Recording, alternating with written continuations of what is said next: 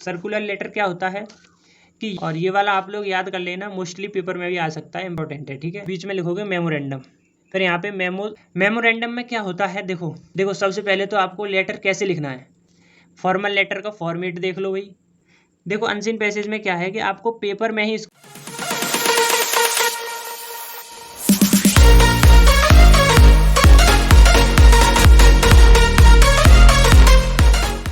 हाँ तो भैया सबसे पहले तो एक बात सुन लो कि इस वीडियो में हम कम्युनिकेशन स्किल सेकंड के मोस्ट इंपोर्टेंट क्वेश्चन तो देखेंगे ही, लेकिन साथ में उसके आंसर भी एक्सप्लेनेशन के साथ पढ़ते हुए चलेंगे।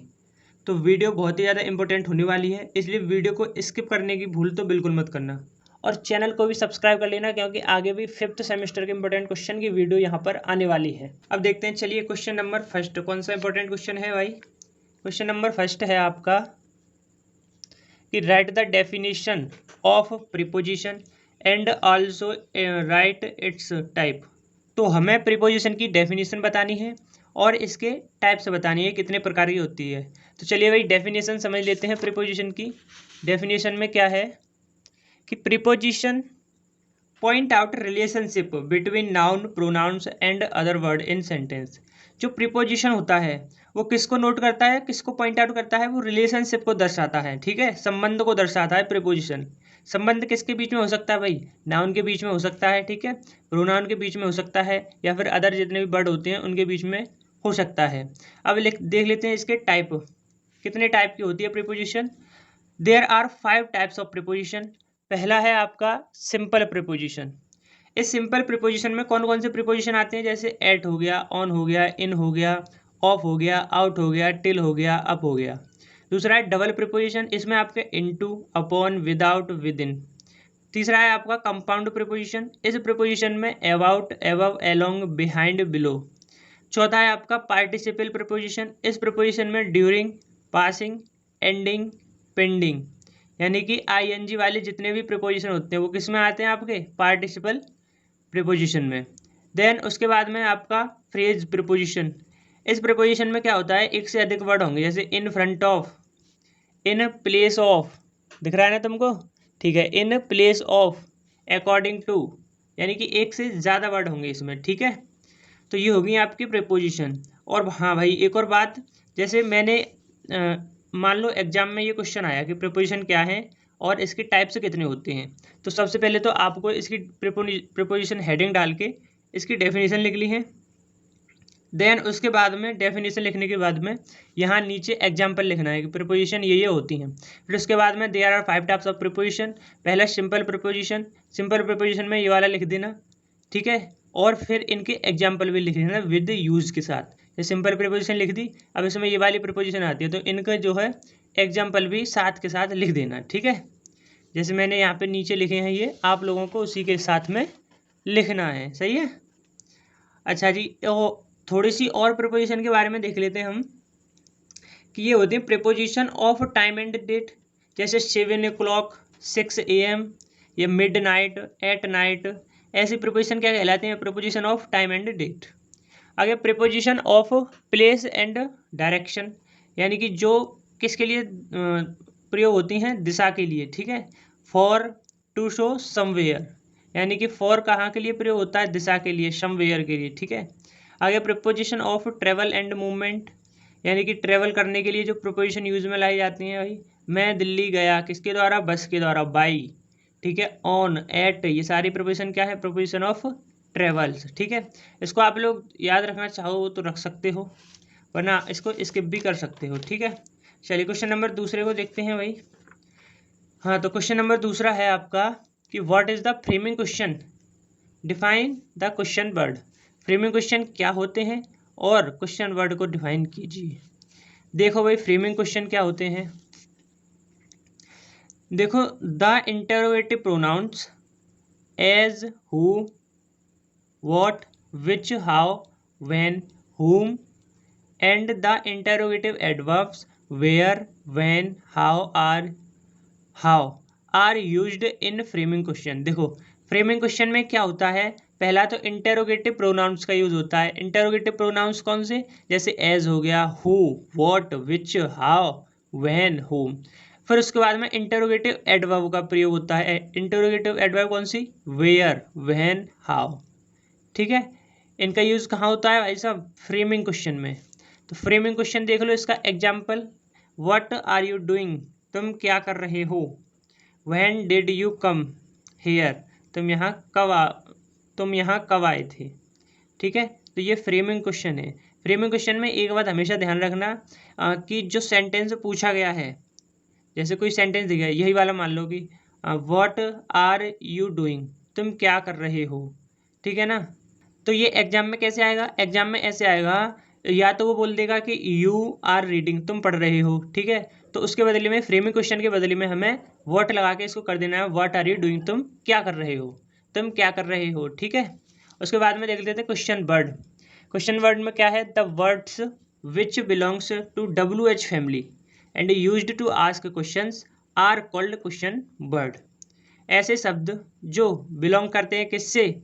WH फैमिली से, क्वेश्चन वर्ड कहलाते हैं, जैसे व्हेन, वेयर, व्हाट। ठीक है, ऐसे शब्द क्या होते हैं? WH word. ठीक है, या क्वेश्चन वर्ड। एग्जाम्पल से समझो, व्हाट इज दिस, ये हो गया। इसमें देखो व्हाट आ रहा है, क्या है? क्वेश्चन वर्ड है। वेयर आ रहा है, क्या है? क्वेश्चन वर्ड है। ठीक है, अब इसके बाद में देख लो, इंपॉर्टेंट है ये मास्टर रूल। इसमें क्या होता है कि इसमें क्वेश्चन पूछने का काम होता है। It is a basic rule for asking question in English that is invert the order of subject. ठीक है, मैंने बता दिया आपको इसमें किसका काम होता है। इसमें भाई साहब क्वेश्चन को पूछने का काम होता है। ठीक है, जो किसके इन्वर्टली होता है? सब्जेक्ट के, ऑर्डर ऑफ सब्जेक्ट के।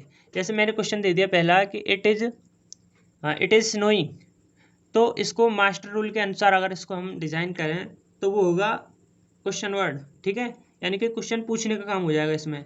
उसने दिया था इट इज स्नोइंग, मैंने लगा दिया इज इट स्नोइंग। उसने दिया था ही कैन स्पीक जर्मन, मैंने बोल दिया कैन ही स्पीक जर्मन। ठीक है, आ गया ना मास्टर रूल समझ में क्या होता है। चलिए अब देख लेते हैं अगले क्वेश्चन को। तो भाई क्वेश्चन नंबर तीसरा है, right the definition of conjunction and describe it's type. यानी कि कंजक्शन की डेफिनेशन बतानी है और उसके टाइप को दर्शाना है। ठीक है, तो भाई कंजक्शन की डेफिनेशन देख लेते हैं पहले। Conjunction is a word that joints two words या सेंटेंस। कंजक्शन क्या है? एक शब्द होता है जो किन्हीं दो शब्दों को जोड़ता है या किन्हीं दो सेंटेंसों को जोड़ने का काम करता है। जैसे राम एंड श्याम, तो इसमें कंजक्शन कौन सा हो गया? एंड। ठीक है, चलिए देख लेते हैं इसके एग्जाम्पल। मैंने यहाँ पे एग्जाम्पल नहीं लिखे हैं ना, कोई बात नहीं, एग्जाम्पल आप लोग नीचे लिख देना। ठीक है, it can be divided following 3 part, यानी कि ये 3 पार्ट में डिवाइड होता है। पहला है आपका कोऑर्डिनेटिंग कंजक्शन, दूसरा है आपका कोरिलेटिव कंजक्शन और तीसरा है आपका सब ऑर्डिनेटिंग कंजक्शन। तो देख लेते हैं भाई ये कौन से होते हैं। कोऑर्डिनेटिंग कंजक्शन कौन सा होता है? देखो, कंजक्शन 3 पार्ट में डिवाइड कर दिया। पहला है कोऑर्डिनेटिंग कंजक्शन, इसमें एंड, वट, फॉर, और, still, yet, show, nor, etc. ठीक है ना, इसमें क्या लिखा है नीचे पढ़ो कि they joint the same type of grammatical unit, यानी कि जो क्या करते हैं, सेम टाइप की ग्रामेटिकल यूनिट को जोड़ने का काम करते हैं। ऐसे कंजक्शन क्या कहलाते हैं? हमको कोऑर्डिनेटिंग कंजक्शन। फिर है कोरिलेटिव कंजक्शन, ये वे कंजक्शन होते हैं जैसे कि देख लो आप, जो पेयर में यूज होते हैं। ठीक है ना, कंजक्शन यूज्ड इन पेयर। जो कोरिलेटिव कंजक्शन होते हैं ये पेयर में यूज होते हैं, जैसे बोथ एंड। ठीक है, उसके बाद में नाइदर नॉर, इसके बीच में सेंटेंस आएगा, पहले नाइदर लगेगा फिर सेंटेंस फिर नॉर, सो डैट। ठीक है ना, तो जो पेयर में यूज होते हैं कंजक्शन वो होते हैं कोरिलेटिव कंजक्शन। ठीक है, उसके बाद में देख लेते हैं सब ऑर्डिनेटिंग कंजक्शन। इसमें कौन कौन से आते हैं भाई? Since, after, till, until, then, lest, सिर्फ, वाइल, वेदर, बिकॉज। इसमें क्या लिखा है नीचे कि दे जॉइंट कंप्लीट सेंटेंस, यानी कि जो पूरे वाक्य को जोड़ने का काम करते हैं वो क्या कहलाते हैं? हमें सब ऑर्डिनेटिंग कंजक्शन। ठीक है, चलिए उसके बाद में देख लेते हैं अगले क्वेश्चन को। अगला क्वेश्चन क्या है? अगला क्वेश्चन बहुत ही ईजी है, आप इसको हजारों सालों से पढ़ते आ रहे हो। कौन सा क्वेश्चन है? व्हाट आर टेंस, टेंस क्या होते हैं, एंड डिस्क्राइब इट्स पार्ट्स। बच्चे को पता होगी टेंस कितने प्रकार के होते हैं। टेंस 3 प्रकार के होते हैं, प्रेजेंट, पास्ट, फ्यूचर। इनके भी 4 भाग होते हैं, ठीक है। तो ये तो आपको आई होप पता ही होगा, क्योंकि आप 6 से पढ़ना शुरू करते हैं ये सारी चीज़ें, ठीक है। चलिए तो फिर टेंस की डेफिनेशन देख लेते हैं हम। देखो टेंस क्या होता है। Tense are used to denote the time of action, यानी कि एक्शन यानी कि क्रिया, ठीक है ना। एक्शन क्या होती है, क्रिया। क्रिया के समय को डिनोट नोट करने वाला क्या कहलाता है भाई, टेंस कहलाता है। इसके लिए हम किसका यूज़ करते हैं भाई, टेंस का यूज़ करते हैं। एक्शन के टाइम को यूज्ड करने के लिए उसको जो डिनोट करता है उसके लिए क्या कहते हैं, टेंस। मैंने बताया टेंस आपको 3 टाइप होते हैं इसमें, प्रेजेंट, पास्ट, फ्यूचर। इनके भी 4 पार्ट होते हैं, इंडेफिनिट, कंटिन्यूस, परफेक्ट और परफेक्ट कंटिन्यूस। नीचे क्या लिखा है मैंने लिख भी दिया है यहाँ पे, आपको सभी के एग्जाम्पल जरूर लिखने हैं। मैंने यहाँ एग्जाम्पल नहीं लिखे हैं, ठीक है। एग्जाम्पल तो लिख ही लोगे यार, तुम लोग नहीं लिख पाओगे एग्जाम्पल भी लिख लेना, सही है। देखिए प्रीफिक्स एंड सफिक्स, अगला क्वेश्चन है प्रीफिक्स एंड सफिक्स। यहाँ से 2 क्वेश्चन इंपॉर्टेंट आते हैं, ठीक है। प्रीफिक्स एंड सफिक्स समझ लो भाई क्या होता है। देखो प्रीफिक्स में क्या होता है, किसी भी वर्ड के आगे वाले से और भी आगे वाले अक्षर से और भी शब्द बनाए जा सकें। जैसे मैंने अक्षर ले लिया 2, ए, नहीं दिख रहा क्या, ए एंड एन, ठीक है। तो इससे मैंने कितने अच्छे शब्द बना दिए।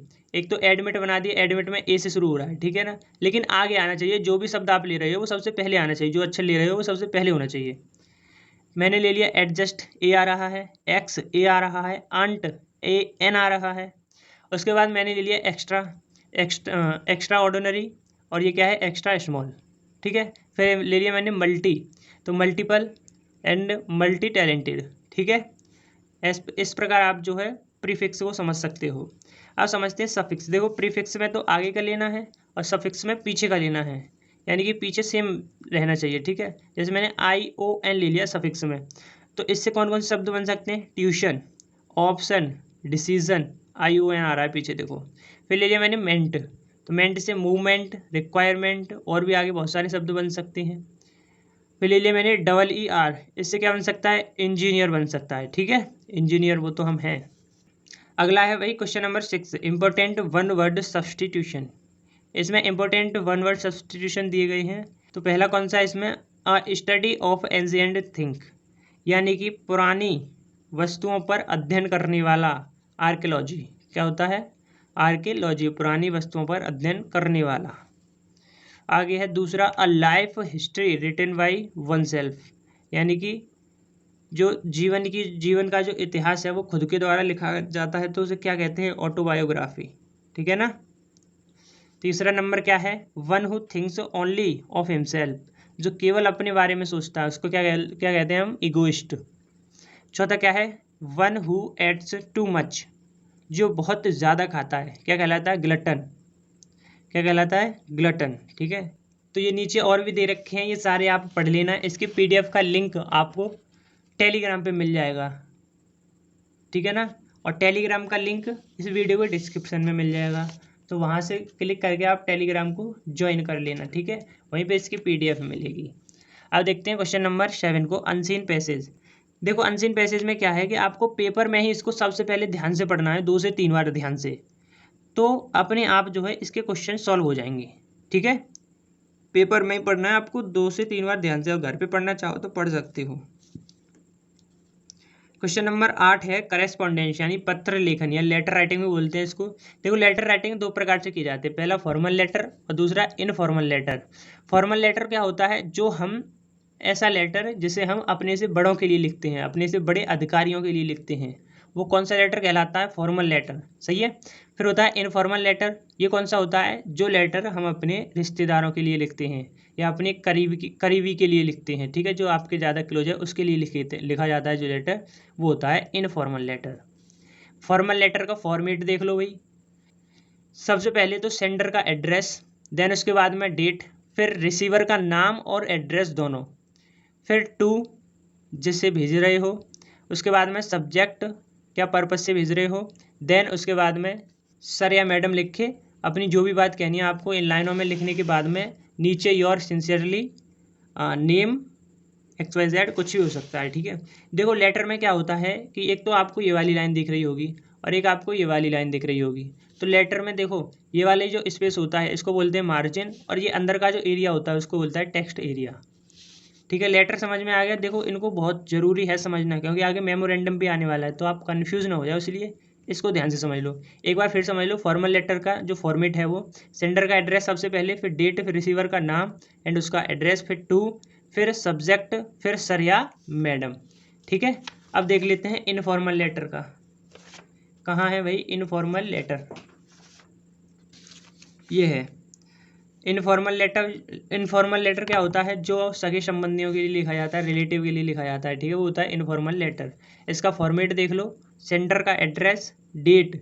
इसमें सर या मैडम क्यों लगाओगे भाई तुम लोग? जब मान लो किसी मैं अपने पापा के लिए पत्र लिख रहा हूँ, तो उसमें सर या मैडम क्या लगाऊंगा? डियर लगाऊंगा ना, डियर फादर या डियर समथिंग, जिसको भी आप लिखना चाह रहे हो। उसके बाद में अपनी जो भी बात है वो कहो, देन उसके बाद में योर फेथफुली और नाम।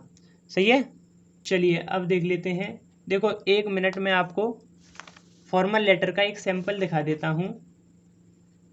कहाँ गया भाई? हाँ ये रहा। देखो ये मैंने बताया था आपको, करेस्पॉन्डेंस 2 प्रकार के लेटर होते हैं, फॉर्मल और इनफॉर्मल। तो ये फॉर्मल लेटर है, ये किसके लिए है? Letter letter to the editor. ये इंपॉर्टेंट भी है, तो इसको एक बार समझ ही लेते हैं। ठीक है, देखो सबसे पहले तो आपको लेटर कैसे लिखना है। जब भी एग्जाम में आ जाए तो सबसे पहले तो एक लाइन ड्रॉ करो, ये वाली, ये बाहर वाली लाइन दिख रही है, इसको ड्रॉ करो। ठीक है, और नीचे से बंद मत करना, क्योंकि अपनी बात लिखोगे पूरी तभी तो बंद करोगे। अब मान लो यहाँ पे बंद कर देता मैं ऐसे करके, तो ये तो लिख ही नहीं पाता भाई। ठीक है ना, तो नीचे से बंद मत करना, जब पूरा हो जाए तब बंद कर देना, इसलिए मैंने बंद नहीं किया, आपको बताने के लिए। तो देखो इसके लिए समझ लेते हैं। यहाँ पे मैंने सेंटर का नाम डाला है, ठीक है ना, मयूर विहार डलही। फिर उसके बाद में डेट डाली है, और डेट डालने का भाई सही तरीका यही है। आप लोग ऐसे डाल देते हो, मैंने देखा है कभी कभी कि जैसे 27 जून लिखा है यहाँ पे, तो बहुत सारे लोग क्या करते हैं 27 लिखे, उसके बाद में महीना कौन सा है, छठवां, और 2022 ऐसे करके डेट डालते हैं। ये गलत तरीका है, डेट डालने का सही तरीका है 27 जून 2022। अच्छा ये देखो मैंने नाम भी लिखा है, किसके लिए लिखा जा रहा है ये पत्र? ये लिखा जा रहा है एडिटर के लिए, एडिटर ऑफ हिंदुस्तान टाइम्स। कहाँ? न्यू दिल्ली का। ठीक है, उसके बाद में सब्जेक्ट, क्या सब्जेक्ट है? Critical condition of water park. ठीक है, फिर उसके बाद में अच्छा यहाँ पे सर या मैडम लगाना जो है मिस्टेक हो गई है, यहाँ पे आप सर और मैडम भी लगानी है, यहाँ पे लगानी है सर या मैडम। ठीक है, अब नीचे से लिखना शुरू करेंगे। जो क्या है? Through your requested through your reputed newspapers, यानी कि आपके सम्मानित समाचार पत्र के द्वारा। I would like to share my experience with one and all that I had during my recent visit to the water park. यानी कि I would like to share, मैं अपना एक्सपीरियंस शेयर करना चाहता हूँ उन सभी के साथ। ठीक है, जो मैं वाटर पार्क घूमने गया था, वहाँ पे जो मुझे एक्सपीरियंस मिला, मैं उसको आप सभी के साथ शेयर करना चाहता हूँ। ठीक है ना, water park recent visit means देखना टू द वाटर पार्क। उसके बाद में है we visit a place as a park of our school, but I shocked when I see the water in park। यानी कि बी विजिट अ प्लेस, हमने जो है एक क्या देखा, हमने एक जगह देखी, ऑफ आवर स्कूल, अपने स्कूल की तरह, लेकिन बट आई शॉक्ड, मैं स्तब्ध रह गया या मैं शॉक हो गया, वहन जब I see the water in the park, जब मैंने जो है पार्क में क्या देखा? पानी देखा। The water in the park was dirty, यानी कि जो पार्क में पानी था वो कैसा था? गंदा था। So it can result in many disease, जो कि अन्य बीमारियों का कारण बन सकता है। सो इसीलिए I concern of authorities to cleaning water at the proper intervals. ठीक है, सो मेरी क्या है विनती है कि या मैं कंसल्ट कराना चाहता हूँ कि जो भी अथॉरिटीज़ हैं उनसे कि क्या ये जो वाटर में पार्क में जो वाटर है डर्टी वाला, उसको क्लीनिंग करवाने की एट द प्रॉपर इंटरवल, यानी कि समय अंतराल पर, यानी कि सही समय अंतराल पर। ठीक है, आगे है आपका this place can become a proper holiday spot, यानी कि यह जो जगह है वो प्रॉपर हॉलीडे की जगह बन सकती है इफ़ टेकन केयर प्रॉपरली, यदि इसकी देखभाल सही से की जाए। उसके बाद में थैंकिंग यू, दैन उसके बाद में योर सिंसियरली, फिर उसके बाद में आपका नेम। ठीक है, और यहाँ से आपको इसको बंद कर देना है, बंद कर देना, चलो तुम ही कर देना, मैं क्या करूँगा। चलिए अब देख लेते हैं अगले क्वेश्चन को भाई। इनफॉर्मल लेटर मैंने आपको बता ही दिया, ठीक है ना, इनफॉर्मल लेटर का फॉर्मेट बता दिया। अब देख लेते हैं अगला लेटर कौन सा है भाई साहब। अगला है आपका मेमोरेंडम। मेमोरेंडम में क्या होता है, देखो इसमें सर या मैडम जैसे शब्दों का प्रयोग नहीं होता है। देखो जो मेमोरेंडम होता है ना, वो एक कंपनी में ही प्रयोग किया जाता है, उस ऑर्गेनाइजेशन या कंपनी के अंदर ही उसको प्रयोग किया जाता है। ये जो मेमोरेंडम होता है, ये बड़े बड़े अधिकारी लिखते हैं अपने नीचे काम करने वाले अधिकारियों के लिए, जैसे किसी की सैलरी बढ़ानी हो, किसी से कोई शिकायत हो, ठीक है ना, या किसी का प्रमोशन करना हो, किसी का ट्रांसफ़र करना हो, तो इन सब कामों के लिए किसका यूज़ होता है, मेमोरेंडम का। लेकिन मेमोरेंडम कहाँ पे यूज़ होता है, केवल ऑफिस के अंदर, ठीक है ना। मेमोरेंडम ये लिख रहा है ना, हाई अथॉरिटीज़, यानी कि हाई अथॉरिटीज़ का मतलब बहुत सारे बड़े अधिकारियों द्वारा लिखा जाता है, ठीक है। इसका फॉर्मेट देख लेते हैं, इनको तो पढ़ ही लेना आप। It does not include salutation word. Salutation word मतलब डियर, यस सर या मैडम, ऐसे वर्डों का यूज़ नहीं होता इसमें। देखो इसका फॉर्मेट, सबसे पहले लाइन ड्रॉ करोगे बाहर वाली, उसके बाद में बीच में लिखोगे मेमोरेंडम, फिर यहाँ पे मेमो संख्या कुछ भी लिख देना, या मेमो संख्या, या उसमें देख लेना मॉडल में मेमो संख्या 1 याद कर लेना, उसको ही लिख देना, ठीक है। उसके बाद में टू किसके लिए भेज रहे हो, फिर उसके बाद में फ्रॉम कहाँ से भेज रहे हो, उसका नाम और एड्रेस वगैरह, फिर डेट और सब्जेक्ट, देन उसके बाद में अपना जो भी लिखना है जिससे भी संबंधित है वो लिखो, और फिर उसके बाद में यहाँ पे सिग्नेचर होनी चाहिए, ठीक है। तो चलिए मैं आपको एक लिखा हुआ दिखा भी देता हूँ, ये रहा देखो। इसमें क्या लिखा है कि यह किसी कंपनी के अंदर वहाँ के कर्मचारियों के लिए उस कंपनी के बड़े अधिकारियों द्वारा लिखा जाता है, जो सैलरी ट्रांसफ़र कंप्लेंट से संबंधित हो सकता है। यह कंपनी में अनुशासन के लिए भी लिखा जाता है। ये देखो इसमें क्या है, लेटर में आपका 5 नंबर का क्वेश्चन पूछेगा, 5 में से 2 नंबर आपके फॉर्मेट के हो गए, यानी कि अगर आपने सही फॉर्मेट लिखा है, बेशक आपका वो गलत है थोड़ा बहुत, ये फॉर्मेट सही है तो 2 नंबर तो उसके ही हो जाते हैं, ठीक है। तो फॉर्मेट समझना बहुत ज़रूरी है। देखो मैंने कहा था मेमोरेंडम लिखना है, ऊपर मेमोरेंडम लिख दिया। टू किसके लिए भेज रहे हैं, हाँ किसके लिए भेज रहे हैं, वही branch manager Krishna bank, Rajouri Garden Delhi. कहाँ से भेज रहे हैं, जनरल मैनेजर भेज रहे हैं, देखो हाई अथॉरिटी है ये, और ये वाला कौन सा है, ये उसके नीचे काम करता है, ठीक है ना। ये बड़ा अधिकारी है जनरल मैनेजर, और ये क्या है ब्रांच मैनेजर, जो कि उससे छोटा है। तो बड़ा अधिकारी छोटे अधिकारियों के लिए लिखता है, ठीक है। कहाँ से लिख रहे हैं, ये कृष्णा बैंक के हैं जनरल मैनेजर, हेड क्वार्टर से लिख रहे हैं भाई, बेंगलोर से, ठीक है। डेट 27/6/2022, ऐसी डेट नहीं लिखनी है, डेट कैसे लिखनी है, 27 जून 2022, ठीक है ना। यहाँ पे TH भी लगानी है ऊपर, और ये वाली डेट गलत है, ठीक है। आगे सब्जेक्ट में क्या लिखना है भाई, सब्जेक्ट में हम लिख रहे हैं extension of provision period of mister Rahul Kumar, ठीक है ना, यानी कि राहुल कुमार के प्राविधिक काल को बढ़ाने के संबंध में ये लिख रहे हैं हम लोग, ठीक है। फिर उसके बाद में अपना जो है जो भी लिखना है आपको वो लिख सकते हैं, ठीक है। वो लिखने के बाद में इधर नीचे वहाँ पे यहाँ पे उसके साइन, जो भी लेटर लिख रहा है, जो भी मेमोरेंडम लिख रहा है उसके साइन यहाँ पे, ठीक है। और ये वाला आप लोग याद कर लेना, मोस्टली पेपर में भी आ सकता है, इंपॉर्टेंट है, ठीक है। तो इसलिए ये मैंने आपको लिख के बता दिया है। चलिए अब अगला देख लेते हैं, सर्कुलर लेटर। सर्कुलर लेटर क्या होता है कि यह भाई साहब अनेक व्यक्तियों को प्रेषित करने के लिए एक पत्र या सूचना या विज्ञापन होता है, यानी कि किसी ग्रुप के लिए लिखा जाता है, ये बहुत सारे व्यक्तियों के लिए लिखा जाता है, ठीक है ना।